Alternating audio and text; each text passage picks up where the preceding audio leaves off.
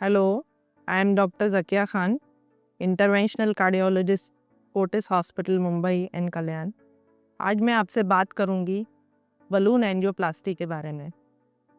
आपने कई बार खुद ये एनकाउंटर किया होगा या आपके किसी रिलेटिव के साथ कभी आप अकम्पनी की हो गई कि डॉक्टर ने आपसे कहा कि आपकी नस ब्लॉक हो गई है हार्ट की और आपकी एंजियोप्लास्टी करना पड़ेगी।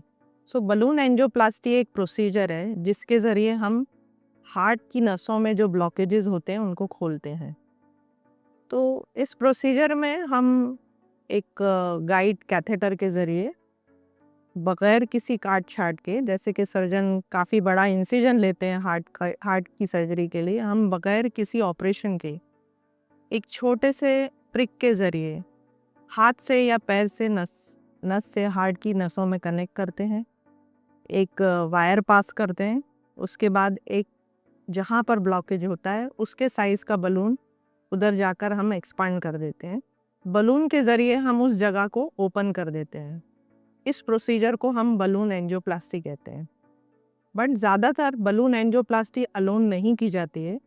बलून एंजियोप्लास्टी करने के बाद वो जगह दोबारा से रिकॉइल ना हो जाए, इसके लिए हम वहाँ पर एक स्टेंट प्लेस करते हैं। वो एक मेटालिक जाली होती है जिसके ऊपर ड्रग लगी होती है, उसको हम ड्रग कोटेड स्टेंट कहते हैं।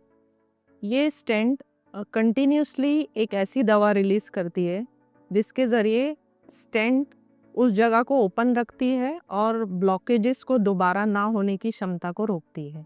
तो ये एक ट्रीटमेंट है हार्ट के दर्द का, यानी एंजाइना का या हार्ट अटैक का। तो इस प्रोसीजर को हम बलून एंजियोप्लास्टी कहते हैं। प्रोसीजर हो जाने के बाद बलून को हम बाहर निकाल देते हैं। जहाँ सर हमने प्रोसीजर किया था वहाँ पर एक बैंडेड लगा देते हैं और patient is mobile by next day, और नेक्स्ट डे और डे आफ्टर वो घर जाता है।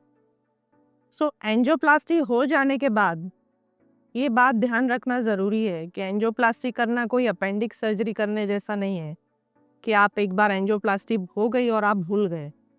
आपको हमेशा दवा खानी पड़ेगी। कुछ एडवांस ब्लड थिनर आपको 1 साल तक खाने होंगे और कुछ light blood thinners life time के लिए खाना होगा।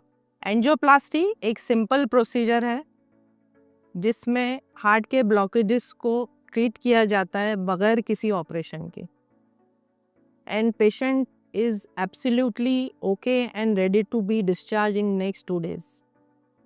After doing angioplasty, patient needs to control his blood pressure, his cholesterol and his sugar as per the goals decided by the doctor, and a regular follow-up is necessary. Thank you.